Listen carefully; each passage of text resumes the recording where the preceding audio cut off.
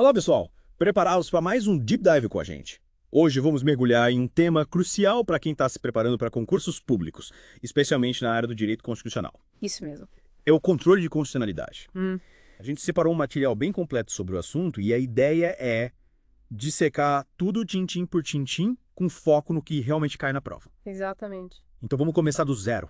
O que é esse tal de controle de constitucionalidade? É basicamente um mecanismo para garantir que todas as leis e atos normativos do país estejam de acordo com a Constituição Federal. A Constituição é tipo a rainha da parada, né? A lei suprema. É isso aí. Ela está no topo da hierarquia do sistema jurídico brasileiro. E o controle de constitucionalidade atua como um guardião, impedindo que outras leis ou atos do governo contrariem os princípios e as regras definidas na Constituição. É como se fosse um filtro, né? Exatamente. Para garantir que tudo esteja em harmonia com a Carta Magna. E entender esse processo direitinho é essencial para mandar bem nas provas de concurso. Com certeza, as bancas adoram cobrar esse tema. E a gente vai desvendar cada detalhe aqui. Isso aí. Mas antes de começar a destrinchar os tipos de controle e como tudo funciona, acho importante a gente relembrar o conceito de supremacia da Constituição. Boa. A supremacia da Constituição é o ponto de partida para entender todo o sistema de controle de constitucionalidade. Ela é o que garante que a Constituição esteja acima de todas as outras leis. Exato. No Brasil, a Constituição Federal ocupa o topo da pirâmide normativa. E essa posição de superioridade é o que chamamos de supremacia formal da Constituição. Ou seja, nenhuma outra lei pode ir contra o que está estabelecido na Constituição. É isso aí. Qualquer lei que contraria a Constituição pode ser declarada inválida. E tem um detalhe muito importante que eu sempre vejo os concurseiros tropeçando. Tem a ver com a hierarquia das normas dentro da própria Constituição. Verdade. É comum pensar que algumas normas constitucionais, como as cláusulas pétreas, teriam mais força ou uma hierarquia superior a outras normas dentro da Constituição. Mas isso não é verdade. Isso mesmo. A Constituição é um bloco monolítico. Todas as suas normas têm o mesmo status de constitucionalidade. É tudo igual perante a lei. Exatamente. A dignidade da pessoa humana, por exemplo, que está lá no artigo 1, inciso 3, tem a mesma força normativa que qualquer outra norma da Constituição. Tudo Constituição. Isso aí. E essa ideia de que todas as normas constitucionais têm a mesma força é fundamental para entender como o controle de constitucionalidade funciona. Com certeza. Porque a validade de qualquer lei ou ato normativo depende exclusivamente da sua compatibilidade com a Constituição como um todo. Exato. Não importa se a lei está em conflito com uma cláusula pétrea, com um princípio fundamental ou com qualquer outro dispositivo da Constituição. Se houver conflito, a lei pode ser declarada inconstitucional. Perfeito. E por falar em Constituição, acho legal a gente trazer para o papo um cara que mandava muito bem nesse assunto, Conrad Hess. Ah, sim, Conrad Hess, um dos grandes nomes do direito constitucional. Ele defendia a ideia da força normativa da Constituição. Isso mesmo. Mas o que ele queria dizer com isso? Ele queria dizer que a Constituição não é apenas um texto bonito, um conjunto de normas escritas em um papel. Ela tem que ter um impacto real na sociedade. Exatamente. Para a Constituição tem uma força ativa, uma capacidade de moldar a realidade social e política. E essa força está ligada à vontade dos governantes e da sociedade em geral de seguir as normas constitucionais. Perfeito, é a famosa vontade de Constituição. Se a Constituição for ignorada, ela vira letra morta. É isso aí, ela precisa ser aplicada, vivida no dia a dia. E Hess concordava com outro grande pensador, Ferdinand Lassalle, que a Constituição não existe no vácuo. Ela é influenciada pela realidade social e política. Sim, mas ele discordava da ideia de Lassalle de que a Constituição seria uma mera folha de papel, um reflexo passivo dos fatores reais de poder. Ele achava que a Constituição tinha um papel mais ativo. Exatamente. Para Lassalle, a Constituição jurídica e a Constituição sociológica, ou seja, a Constituição escrita e a Constituição real, se influenciam mutuamente. É uma via de mão dupla. Isso aí. Mas em caso de conflito, a Constituição jurídica, a norma escrita, deve prevalecer. Porque ela tem essa força normativa intrínseca, essa capacidade de moldar a realidade. Perfeito. E essa visão de Hess é fundamental para entendermos o papel do controle de constitucionalidade. Porque o controle de constitucionalidade é justamente um mecanismo que garante a supremacia da Constituição, da norma escrita sobre todas as outras normas. Com certeza. Bom, agora que já relembramos a importância da supremacia da Constituição e a visão de Hess sobre a força normativa da Constituição, vamos começar a destrinchar os tipos de controle de constitucionalidade. Boa. Podemos dividir o controle de constitucionalidade em dois grandes grupos: o controle preventivo e o controle repressivo. Certo.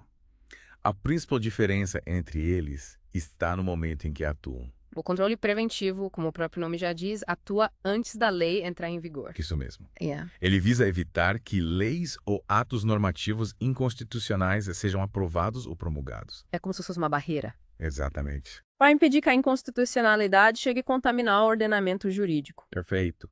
E esse controle preventivo pode ser exercido por todos os poderes da República. Então, o Legislativo, o Executivo e o Judiciário podem atuar para evitar que leis inconstitucionais sejam criadas. Isso aí. Cada poder tem suas próprias ferramentas para exercer o controle preventivo. Por exemplo, no Legislativo, as Comissões de Constituição e Justiça, as famosas CCJs, têm um papel fundamental na análise da constitucionalidade dos projetos de lei. Sim. Elas emitem pareceres sobre a compatibilidade dos projetos com a Constituição antes que eles sejam votados pelos parlamentares. E o presidente da República também pode exercer o controle preventivo por meio do veto. Exato.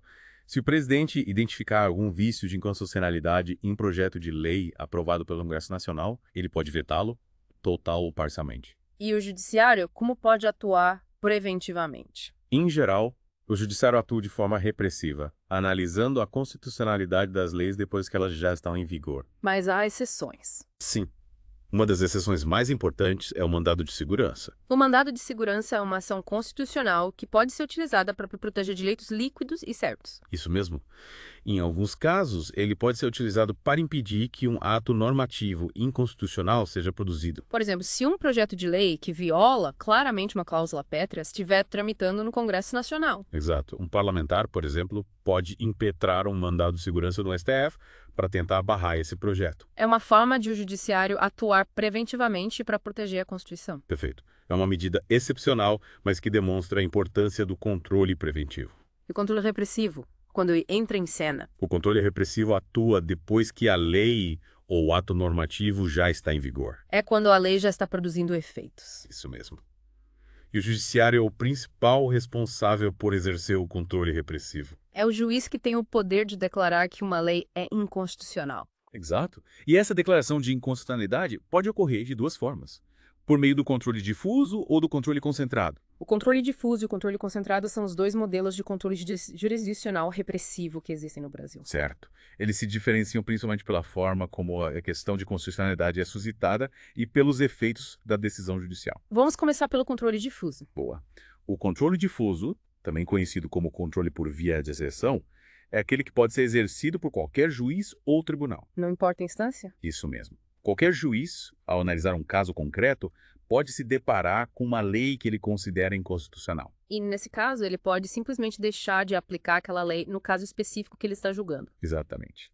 Ele faz um juízo de constitucionalidade incidental, ou seja, a questão de constitucionalidade surge como um incidente processual. E a decisão dele só vale para aquele caso concreto? Em regra, sim. O controle difuso tem efeito inter partes, ou seja, entre as partes do processo. Mas o Senado Federal pode entrar em cena e mudar isso, né? Exato. A Constituição prevê que o Senado Federal pode suspender a execução, no todo ou em parte, de lei declarada inconstitucional por decisão definitiva do STF em controle difuso. Então a decisão que era só entre as partes pode acabar tendo efeito para todo mundo. Isso mesmo. Se o Senado editar uma resolução suspendendo a execução da lei, essa suspensão terá efeitos erga omnes, ou seja, para todas as pessoas. É como se o Senado transformasse uma decisão inter partes em uma decisão erga omnes. Exatamente. E essa resolução do Senado deve ser publicada no Diário Oficial da União para que a suspensão tenha efeito. Interessante, como o Senado tem esse poder de ampliar os efeitos da decisão. Sim, é um mecanismo importante para garantir a uniformidade da aplicação do direito em todo o território nacional. E o controle concentrado, como funciona? O controle concentrado, também chamado de controle por via de ação,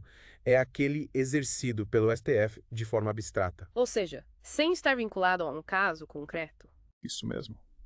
As ações de controle concentrado são propostas diretamente no STF, sem a necessidade de um processo judicial em andamento. E quem pode propor essas ações? A Constituição estabelece um rol específico de legitimados para a propositura das ações de controle concentrado. É uma lista fechada, né? Exatamente. Só quem está previsto na Constituição pode propor essas ações. E quem são os felizardos? O rol de legitimados para propor ação direta de inconstitucionalidade, por exemplo, inclui o presidente da República, a mesa do Senado Federal, a mesa da Câmara dos Deputados, o Procurador-Geral da República, o Conselho Federal da Ordem dos Advogados do Brasil, partido político com representação no Congresso Nacional, confederação sindical ou entidade de classe de âmbito nacional.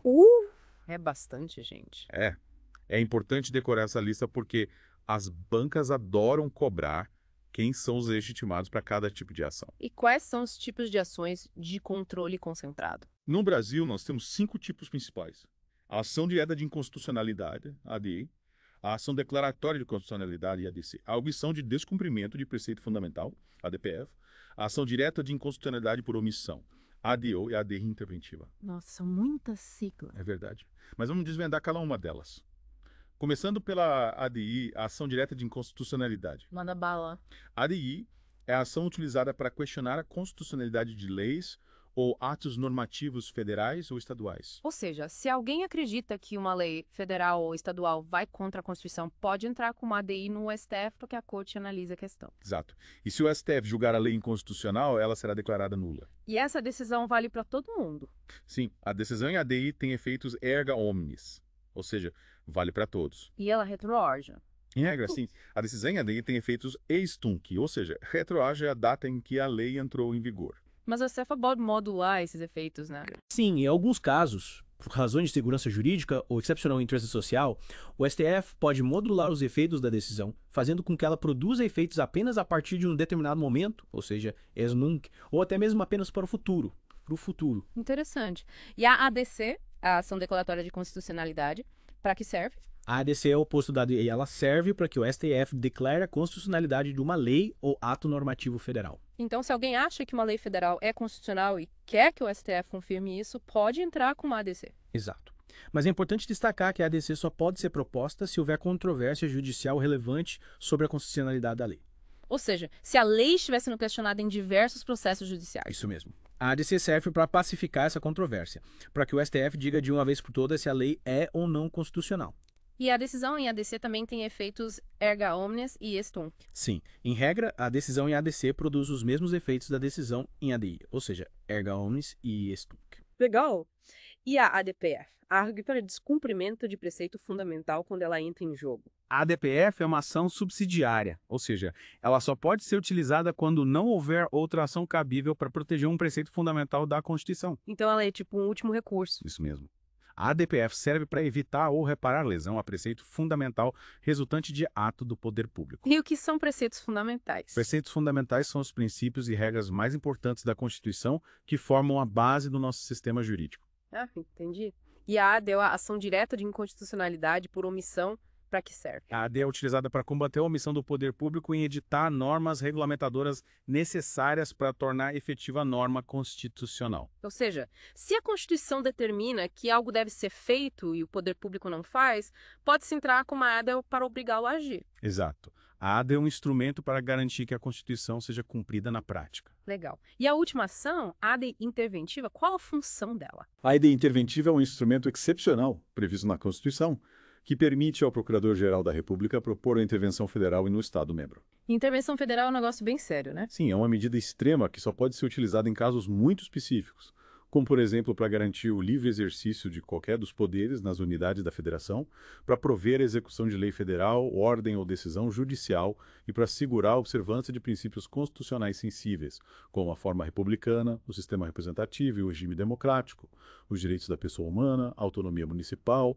a prestação de contas da administração pública, direta e indireta, a aplicação do mínimo exigido da receita resultante de impostos estaduais, compreendida a proveniente de transferências, na manutenção e desenvolvimento do ensino e nas ações e serviços públicos de saúde. Caramba, é muita coisa. A AD interventiva é um mecanismo poderoso, mas que deve ser usado com cautela. Com certeza. Bom, acho que já cobrimos os principais pontos sobre os tipos de ações de controle concentrado. Sim, mas é importante destacar que em todas essas ações, o Procurador-Geral da República deve se manifestar. Ah, é verdade. O PGR é o chefe do Ministério Público da União. Isso. E ele atua como fiscal da lei em todas as ações de controle concentrado. Ele dá um parecer sobre a constitucionalidade da lei ou ato normativo que está sendo questionado. Exato. E o parecer do PGR é muito importante para a STF formar sua convicção. Legal! E além das ações de controle concentrado, o STF também pode editar súmulas vinculantes. Sim, a súmula vinculante é um instrumento importantíssimo para garantir a uniformidade da interpretação da Constituição. Ela é como se fosse uma jurisprudência obrigatória. Isso mesmo. Quando o STF decide várias vezes sobre o mesmo tema constitucional, ele pode editar uma súmula vinculante para pacificar a questão. E essa súmula vincula todos os órgãos do Poder Judiciário e da Administração Pública Federal, Estadual e Municipal. Exato. Todos os juízes e órgãos da administração pública devem seguir o entendimento do STF expresso na súmula vinculante. E para editar uma súmula vinculante, o STF precisa de uma maioria qualificada, né? Sim, é preciso o voto de 2/3 dos ministros do STF para aprovar uma súmula vinculante. É um processo bem rigoroso. Com certeza.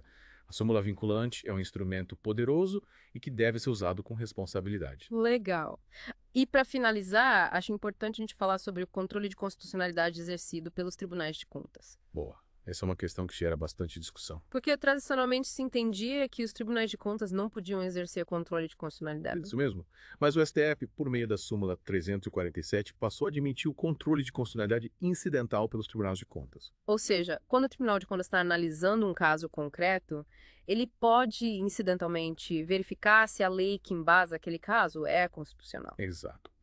Mas é importante destacar que esse controle é incidental, ou seja, ele surge como uma questão acessória no exercício das funções típicas dos tribunais de contas. E mais recentemente, o STF tem sinalizado uma mudança de entendimento sobre essa questão. Sim, em algumas decisões recentes, o STF tem indicado que os tribunais de contas não podem exercer controle de constitucionalidade, nem mesmo incidentalmente.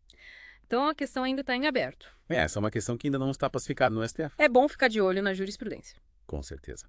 E na hora da prova, prestar muita atenção no enunciado da questão para saber qual entendimento está sendo cobrado. Legal! Acho que cobrimos todos os pontos importantes sobre o controle de constitucionalidade. Sim, espero que tenha ficado claro para os concurseiros. É um tema complexo, mas fundamental para quem quer mandar bem nas provas. Com certeza. Dominar o controle de constitucionalidade é essencial para gabaritar as questões de direito constitucional. E para fechar com chave de ouro, eu queria deixar uma provocação para os nossos ouvintes. Pode mandar. Diante de tudo que a gente conversou aqui, como a jurisprudência do STF está em constante evolução, será que é possível defender a tese de que a rigidez da Constituição, especialmente em relação às cláusulas pétreas, pode acabar engessando o desenvolvimento do direito e a adaptação da Constituição às novas demandas sociais? Uma ótima pergunta para refletirmos. Fica aí o questionamento para vocês. Valeu, pessoal. Agradecemos a companhia de vocês nesse mergulho profundo no controle de constitucionalidade. Esperamos que tenham gostado e aprendido bastante. Fiquem ligados nos próximos Deep Dives.